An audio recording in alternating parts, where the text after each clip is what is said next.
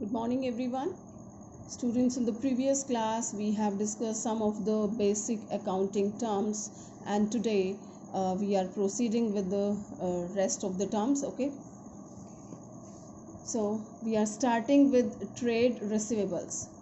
Students, trade receivable is a wider term which is containing debtors and bills receivable.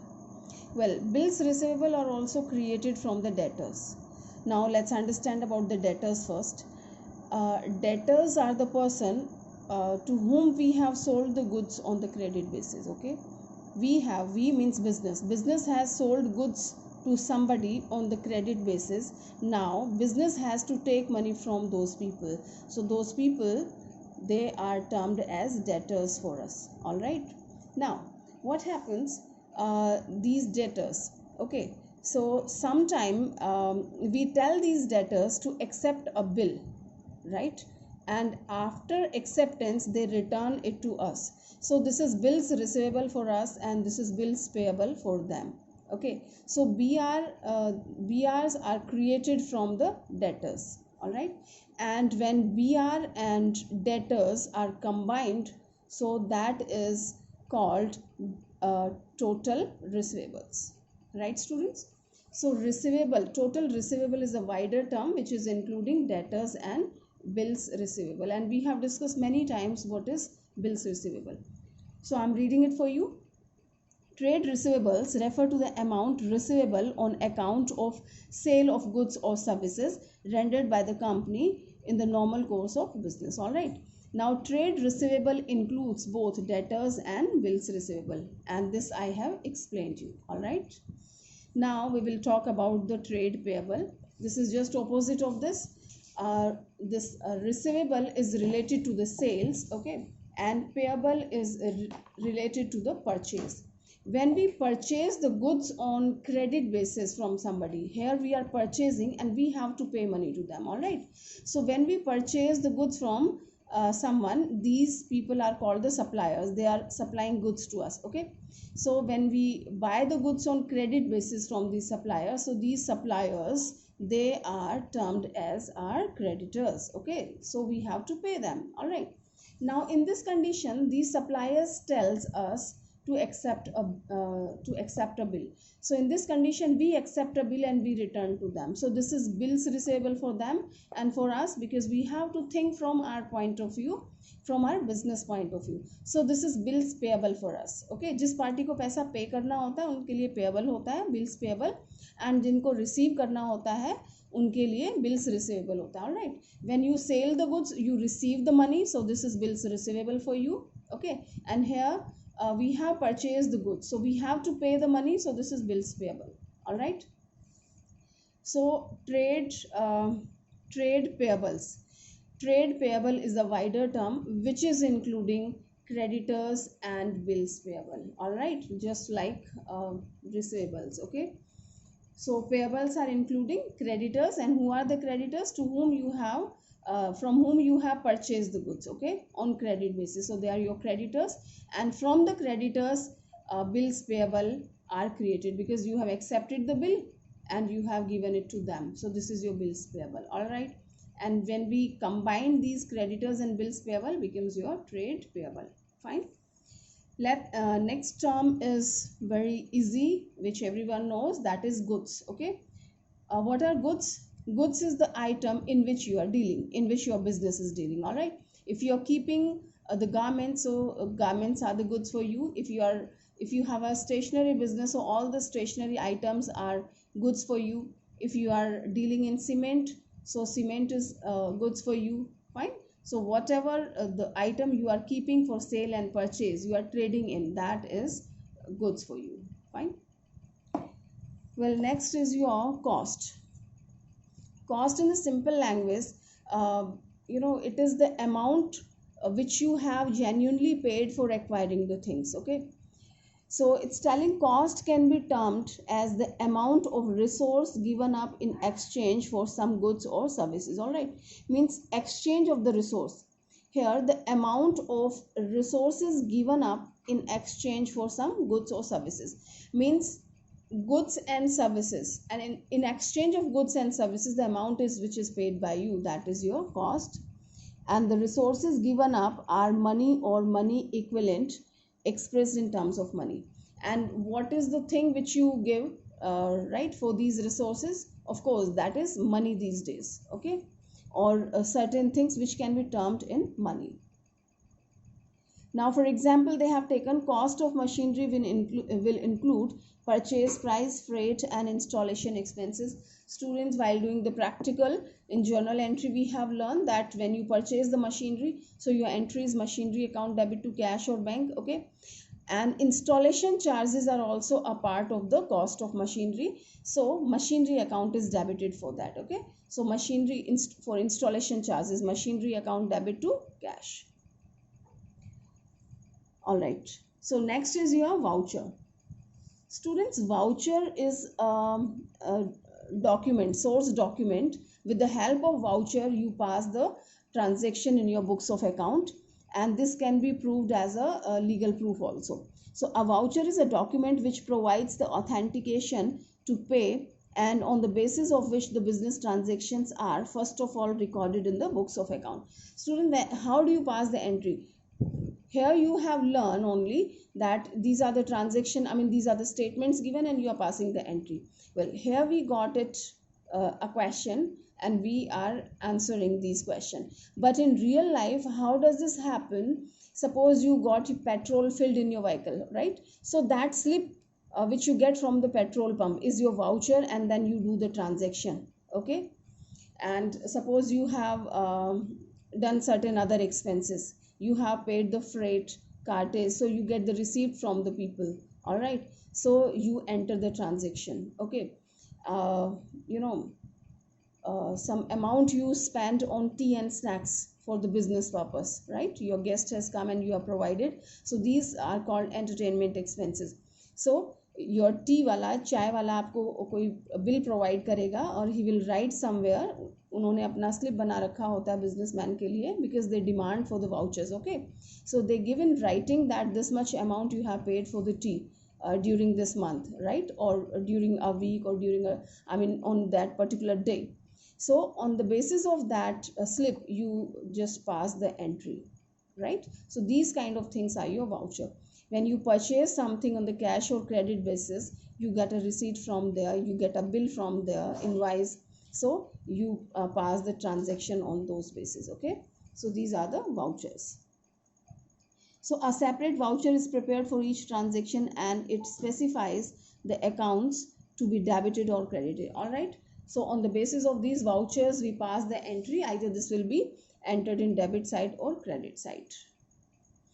Next term we will discuss, that is discount. Well, we know, students, what is discount.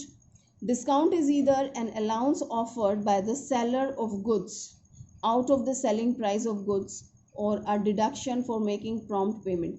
See, the price we have decided, either we give this discount from the selling price, right, which is termed as trade discount, and sometime after deciding this price, for the prompt payment we are giving them discount, that is termed as your cash discount, okay. So this is the reduction in the value which we are supposed to take. Sale price में आपका जो reduction है, that is your discount. So on the basis of this, we have divided in two parts. We have two kind of discounts. One is trade discount, and second one is your cash discount. We know that trade discount, for what it is given. Well, trade discount is given to induce the customers to buy more and more quantity, okay. So when discount is allowed by a seller to its customer at a fixed percentage or the list or catalog price of the goods, it is called trade discount. They didn't mention, but generally we provide trade discount on the bulk items, okay.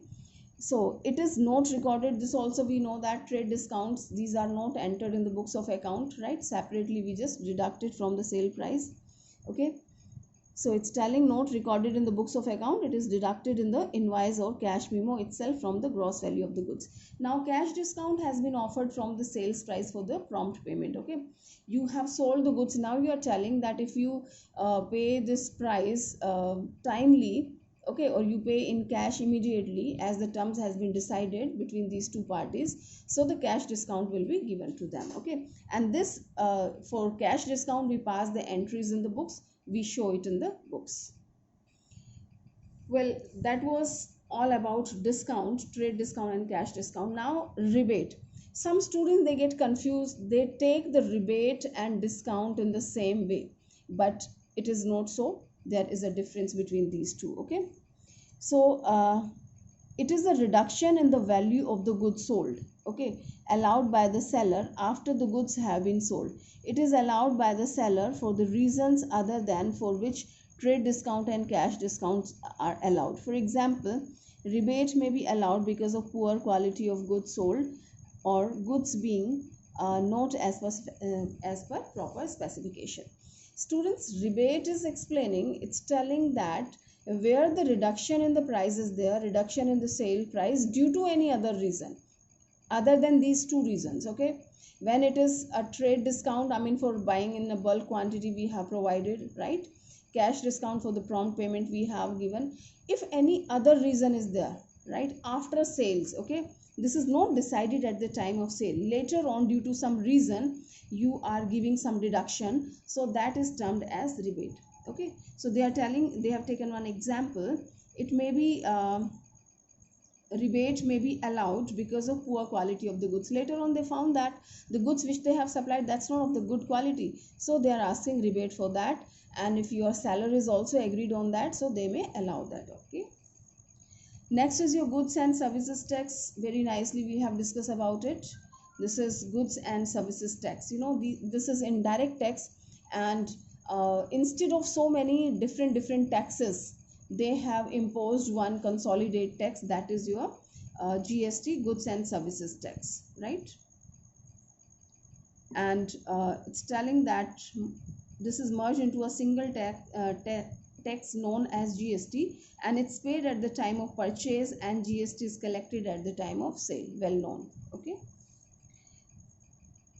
now here we have completed all these 26 basic terms of accounting, and you know, certain other terms which will come while doing the you know, chapters, while discussing one or more things. Okay, so let's talk about these also. And most of the terms I have already explained you while doing the journal entry and certain other things. Okay, but let us revise. I mean, those students who didn't watch the videos from the very beginning, so they will have the advantage of this. Entry we have done, students, when a transaction is taking place, when the transaction is recorded in the books of account, it is called entry. Okay, bad debts, when your debtors are not giving you money, when your debtors turns into bad, right, they are not good enough, they are not paying you money, so those who didn't pay the money, that amount is declared as a bad debts, right? Insolvent, students, you know, a person can be insolvent, and enterprise can be insolvent, and this is a position when your assets are less than your liabilities, your business assets are not sufficient to pay the liabilities of your business. So here it's telling a person or an enterprise which is not in a position to pay its debts is called insolvent. In Hindi we call it diwaliya hona. Okay, insolvency means diwaliya ho jana.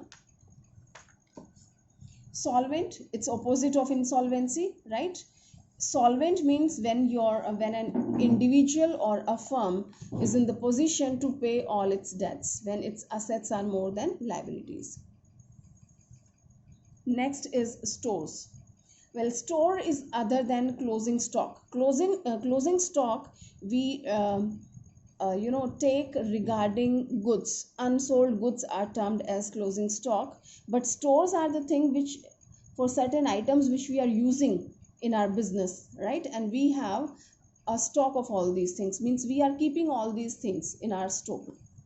So the term store is used to donate materials held by an enterprise for the purpose of consumption in the business and not for resale. All right, students, these things are not kept for resale.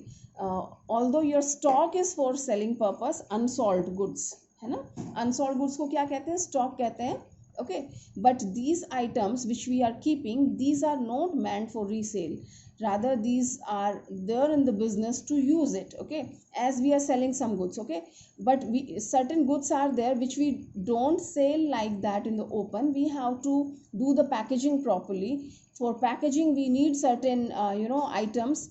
It can be a wrapping paper, it can be a box, right? It can be a wooden box, anything can be there according to the nature of the product. Okay, so these things, like these are called the stores. So it's telling examples are lubricants, spare parts of machinery, packing material, etc. These things are termed as store. Next one is revenue. Students, we have already discussed about the revenue. Revenue is that thing which you get from the sale. So it's telling revenue in accounting terms, or accounting means the income of a recurring nature. Recurring nature होता है regular one. Frequently you get that, because sales आपका इस तरह का है कि daily होता है ना. Recurring nature from any source. It consists of the amount received from sale of goods and from service provided to customers. Goods and services को sale करके जो आता है, that is termed as revenue.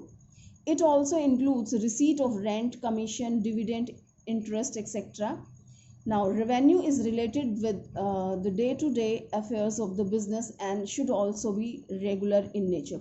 Student, when you are doing any business, so you are providing goods and services, so that is provided on daily basis, and daily so many customers comes to you and you are providing the services. Okay, so this is recurring in nature, means repeating nature again and again. All right, regular nature है इसका, and it is including what?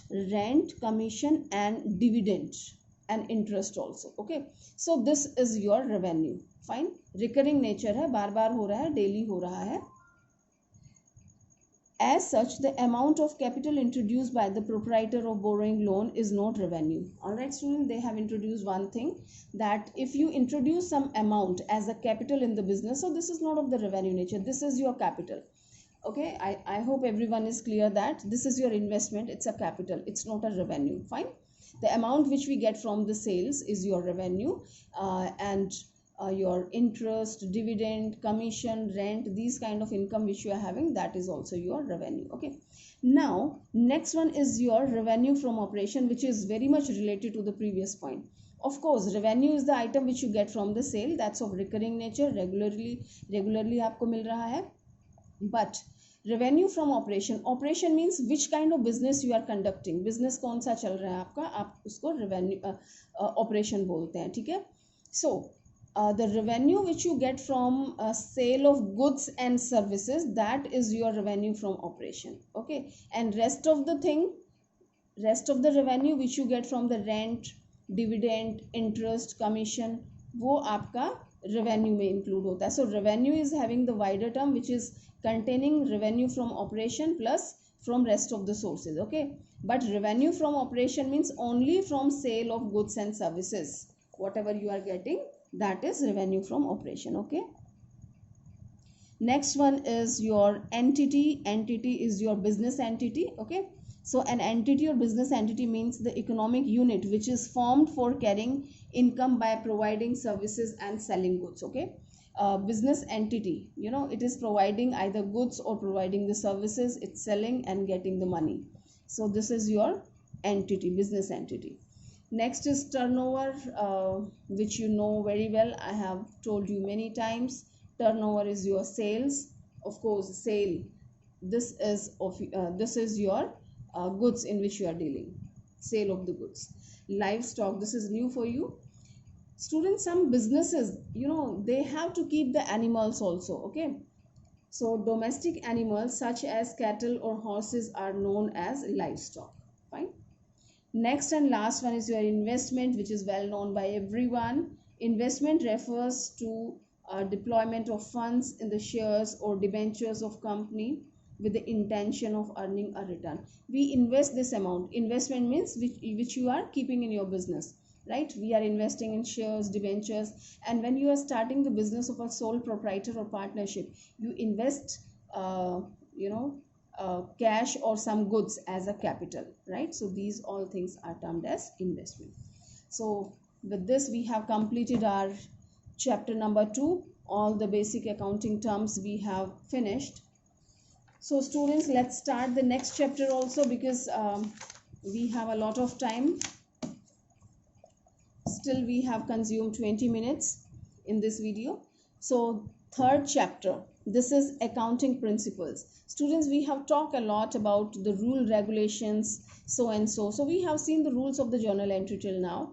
These are the accounting principles. While passing the journal entries, while dealing with the whole accountancy, we are keeping all these principles in our mind. Okay, so these principles are containing certain fundamental assumptions, concepts. Okay, concepts, assumptions are there, conventions are there. All these things are a part of principle. So let's see how this works. So theory base of accounting, it's telling that theory base of accounting consists principle, concepts, conventions, rules and guidelines developed over a period of time to bring uniformity and consistency to the process of accounting in order to enhance its utility to various users of accounting information. Students, in the very first video, I have discussed with you that with the passes of time, we have done a lot of changes, a lot of improvement has taken place.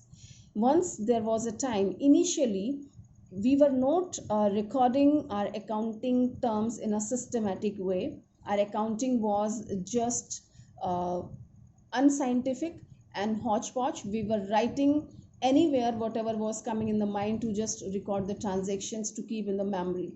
But as the size of business has grown, the things are growing with the passes of time. We found so many complications, right? And the nature and size of the business has changed, right? With these changes, bit by bit, so many assumptions, concepts has been developed. Means we can say the principles, we have set certain standard principles. While doing the accounting transactions, we have to follow all these principles. Okay, so there will be uniformity everywhere. Students, if I follow some different method, you follow something else, and the third one is following something else, so this is not the accounting, this is not the scientific thing. That means we are not using double entry system.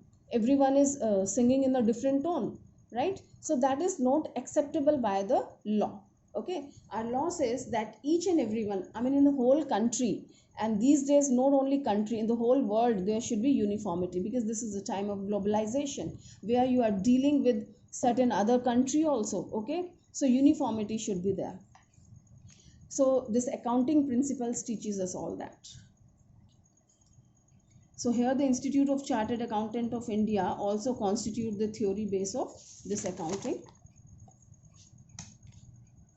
So let's understand its meaning of accounting principles. It's telling, unlike in the past when accounting statements were largely needed by the proprietor, these days the accounting statements are needed by various parties who have vested interest in the business, namely proprietor, investor, creditors, government and many others. It's telling students, once only businessman was interested, owner was interested in its accounting, but these days so many parties are related to the business and they are interested in the financial statements. They just want to know about the business, how is it working, because their decision depends upon the accounting of my company. Okay, so it should be like that everyone can understand the things, right? So it should be communicative. Our accounting should be communicative.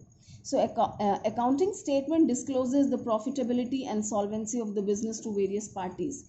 So it is therefore necessary that such statements should be prepared according to some standard language and set rules. Okay, these rules are usually called generally accepted accounting principles. In short, we call it a GAAP. Okay, GAAP, generally accepted accounting principle. This can be 1 mark question also, students. What is the full form of GAAP? Okay, I hope it is clear. So generally accepted accounting principle should be there, so everyone can understand in the same prospect. Whatever I want to say, they are understanding in the same way. Okay, and it is easy in comparison also. If I want to compare with any other firm, if we are following same kind of principles and same rule regulations we are following, so it's always easy to compare.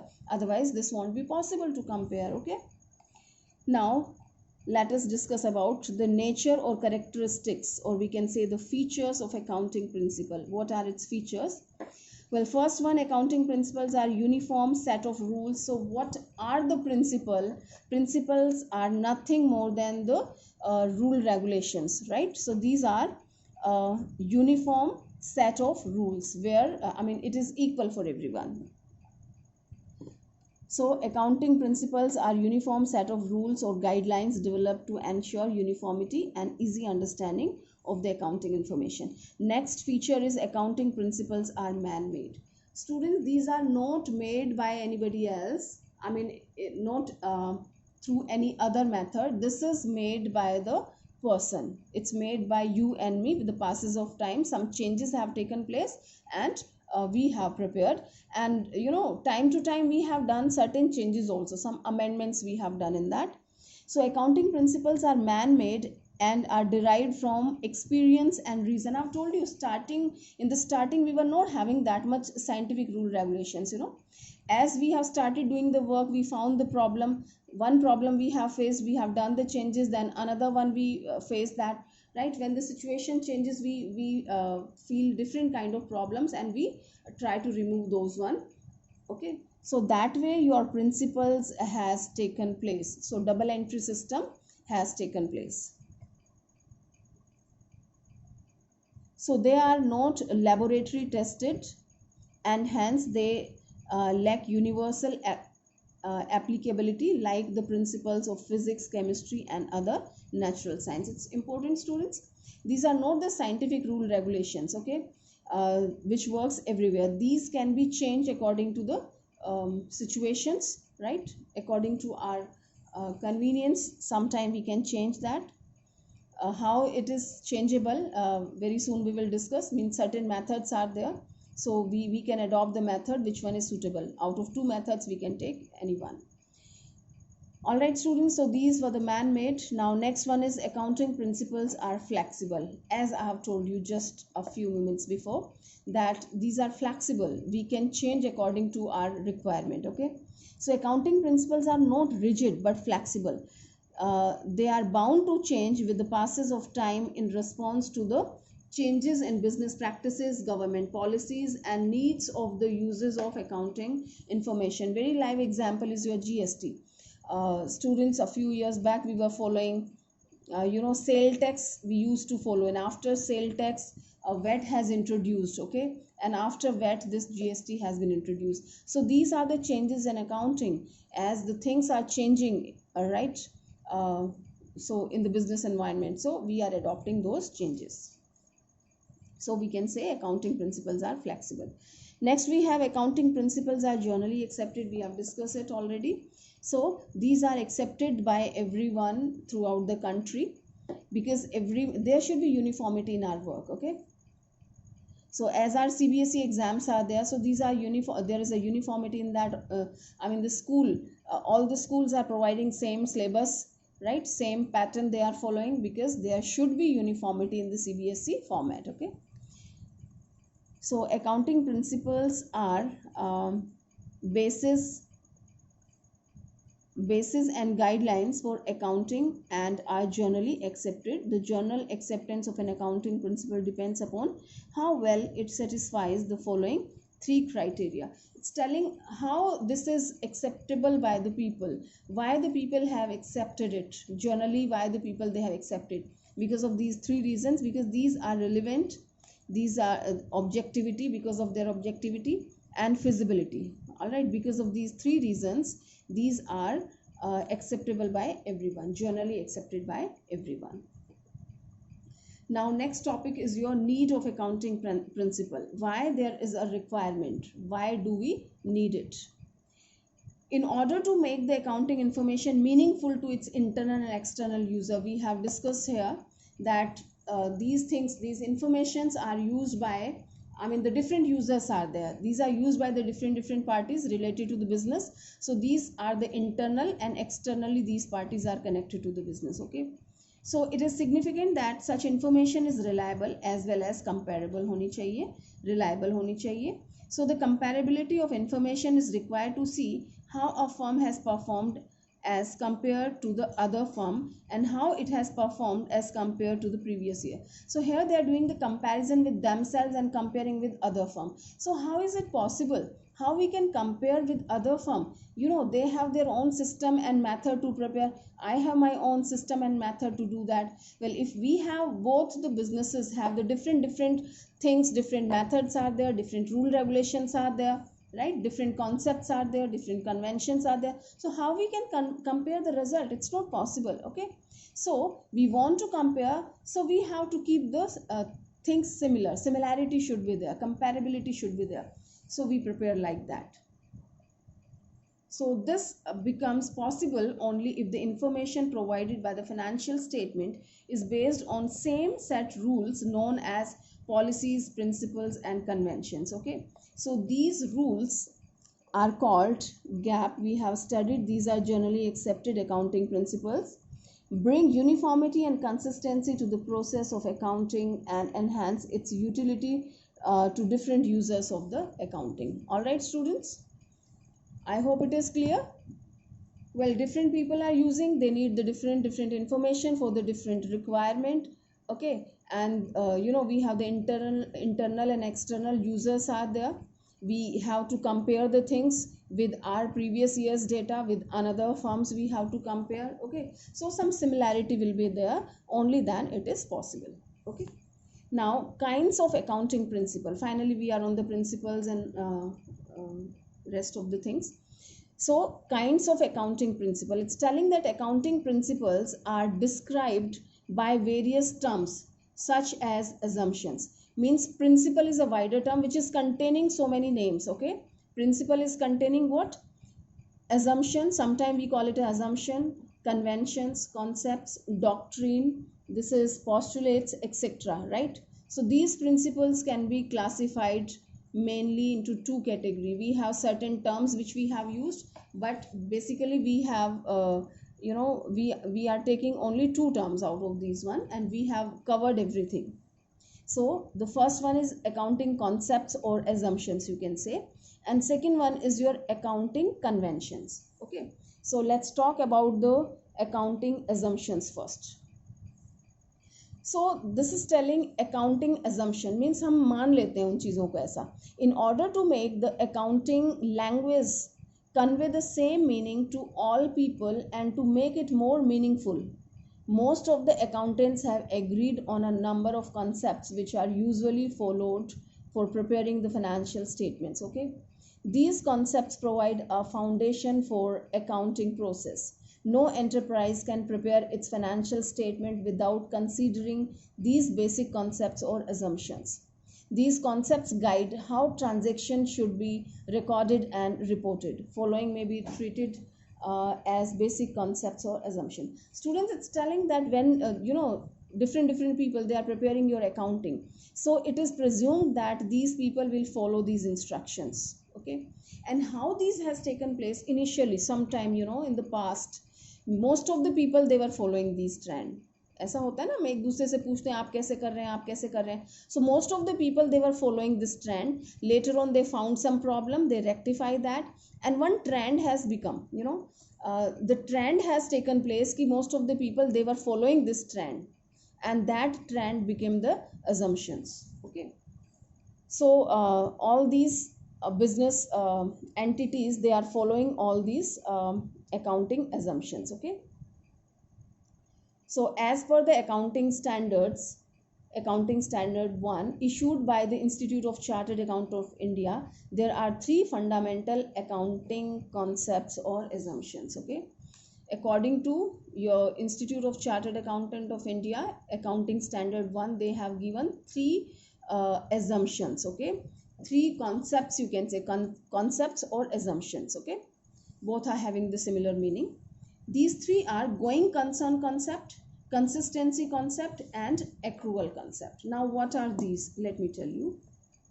We will discuss. Let's talk about these some other accounting concepts also. These are business entity concept, which we have discussed at the time of first journal entry, cash to capital. Second one, money measurement, accounting period concept, cost concept or historical cost concept, dual aspect concept, revenue recognition, matching concept, and objective concept. We will be discussing all these things in this chapter, right? So first of all, let us discuss about these three concepts or assumption. First one is going concern concept.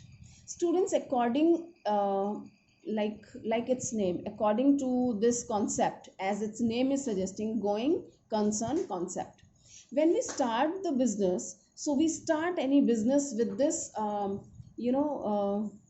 with this assumption in the mind that this will last for a long time of the period. ये business चलता जाएगा. We don't start a business with this hope that this will come to end within 1 year or within 2 years. Okay, when we start it, we expect long lasting of the business. Okay, this will run for a long time of the period. That is why our planning is like that. Our accounting procedure is like that. Okay, we purchase the fixed assets and we expect that this assets, we just estimate their working life. This asset will run for 10 years. This will provide us the services for 10 years, and we charge the depreciation. After the theory part, you will learn depreciation wala chapter, so more things will be clear. So we charge depreciation on these assets. Depreciation means reduction in the value of assets. Okay, so because of your going concern concept, we decide these all things, depreciation kind of terms we are using, right? So as per this concept, it is assumed that the business will continue to exist for a long period in future. The transactions are recorded in the books of the business on the assumption that it is a continuous enterprise. There is that continuous enterprise. It's on this concept that we record fixed assets at their original cost, and later on we provide the depreciation on all that. Okay, so we purchase another thing, we issue the shares, we issue the debentures, and at this level we have studied in BST, we issue these things for a long time of the period. Okay, we take a loan from the bank for 5 years, for 10 years.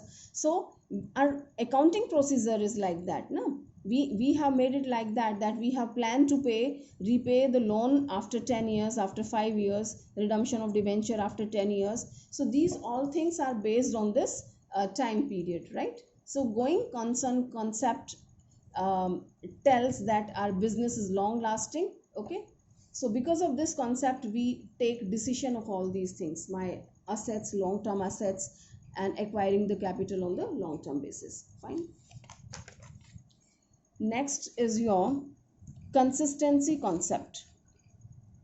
Students, consistency means this will be the rule, regulations, the concepts which I am following, these will be consistent. Consistent means, the meaning of consistent means year after year we are following the same things. It's not that today I'm following this method and next year I have changed the method, and then in third year again I have converted to the first one, and in the fourth year I have taken anything else. So it should not be like that. There should be consistency in the rule, regulations which you follow, the method which you follow. Okay, but it doesn't mean that you can't change. You can change the thing if you want, but after a considerable time, right? Suppose you are following one method continuously for 5 years, and now you are feeling requirement to change the method, so you can change that, right? But it's not that in 1 year you have done this, another year something else, third year something else. So it should not be like that. Some consistency should be there in the thing. So I'm reading it. This concept states that accounting principles and methods should remain consistent from one year to another. These should not be changed from year to year in order to enable the management to compare the profits and loss account and balance sheet of the different periods and draw important conclusions about the working of the enterprise. Okay, if a firm adopts different accounting principles in 2 accounting periods, so that won't be possible to compare the thing. And second thing, you are following this, another firms are following something else, so you can't compare the thing, right? So you have to be very careful, and consistency concept you have to follow. Okay, and I've told you, it doesn't mean that you can't change. You can change, but this takes a little time. after a considerable time you can go for a change. Well, when we do the valuation of the stock, so we have a different method. So one method you adopt for a considerable number of years, after that you can change if you want. Well, next one is your accrual concept. Students, accrual concept, we have two bases of accounting. In the next chapter we will study, next chapter is based on this only. We have two concepts, cash concept and accrual concept. Cash concept means everything is on the cash basis, okay? You are making payment and receiving cash, nothing is done on the credit basis, or accrual concept is not there. But our accountancy, our double entry system which we are doing, this is based on accrual concept. Accrual concept tells when we are selling the goods, let's take an example, you will understand better. When I sell the goods, so if I sell it on cash basis, fine. If I sell it on the credit basis, always it's fine, okay? So if your accounting is based on cash one, so only cash sales will be acceptable. But when your accounting is on accrual basis, then credit sale is also acceptable. Well, this accrual concept allows you to do the adjustments like outstanding, prepaid, unearned, accrued income, okay, and credit sale. These things are taking place in the accrual concept of the accounting. So in accounting, accrual basis is used for recording the transactions. It provides more appropriate information about the performance of business enterprise as compared to cash basis. Accrual concept applies equally to revenue and expenses. In accrual concept, revenue is recorded when sales are made or services are rendered, and it is immaterial whether cash is received or no. It's telling students, accrual concept tells regarding the revenue. Revenue, we know that what is revenue? When we sell the goods, okay? Sales में जो आपको मिलता है वो आपका revenue होता है, okay? So it's telling when your accounting are on cash basis, fine. So you recognize that आप उसको revenue मान लेते हैं. लेकिन अगर ये क्रेडिट बेसिस पे है and you did not receive the revenue, वो आपको अमाउंट मिला ही नहीं है, but still we record this amount as a revenue, and this is because of accrual basis. Alright, so similarly, according to this concept, expenses are recording in the accounting period in which they assist in earning the revenue whether the cash is paid for them or no. Like your outstanding, it is telling expenses will be considered of that particular year in which you have availed the benefit, right? Which it has assisted to have the benefit, okay? It has assisted to earn the revenue. Revenue earn करने के लिए किसी कोई आपने expenses किया है तो हम उसको इस साल में deal कर लेंगे. Either you have paid or you did not pay, right? So this is termed as your outstanding expenses. All right, students. So in your accrual concept, we take all kind of adjustments of outstanding and prepaid expenses, unearned and accrued income, and your credit transactions, I mean credit sales, credit purchase, everything is a part of your accrual concept. All right, I hope it is clear. So that's all for today. In the next class we will start with some other accounting concepts. So meanwhile you should go through all these things properly. Just go through all the concepts whatever I have taught you in the previous class. I mean all the accounting terms and principles, concepts, assumptions, right? And learn it properly. Prepare well for your examination. Okay, thank you.